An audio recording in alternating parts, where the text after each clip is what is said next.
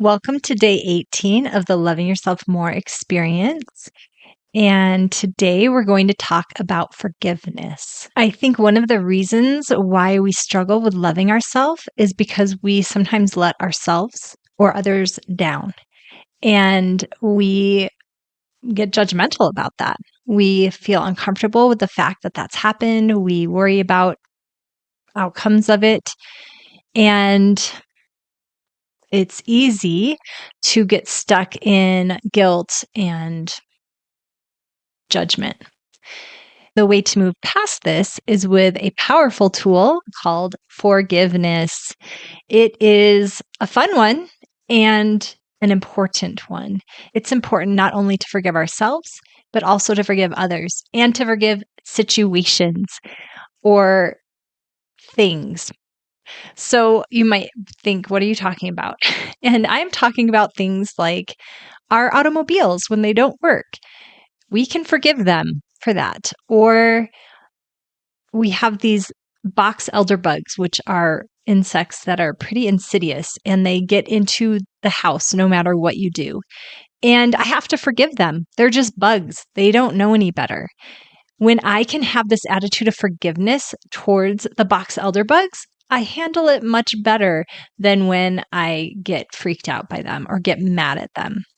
So I just feel like forgiveness is this tool that is so powerful and that we often don't use as much as we should. And we don't understand the power of it. Or maybe we do, we just don't know how to access it. For this particular series, right, I'm focusing on loving ourselves more. So we're going to focus on forgiving ourselves. I want you to take a minute and I'll let you take some time to write down or think about what are some things you need to forgive yourself for. And so take a moment now.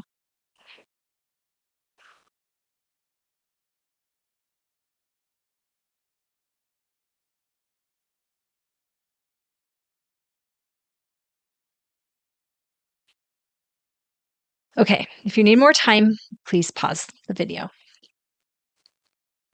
I mentioned yesterday about writing the book about my son getting kidnapped. And in going through my journal from that year, I came upon all these impressions that I felt inspired to do. And I didn't do all of them. I probably maybe did a third of them, if that. I don't know. So that was a big slap in the face. And I had a list. It was right in front of me of things I hadn't done that I felt bad about, judgment, guilt, all these feelings about. And so I had to forgive myself.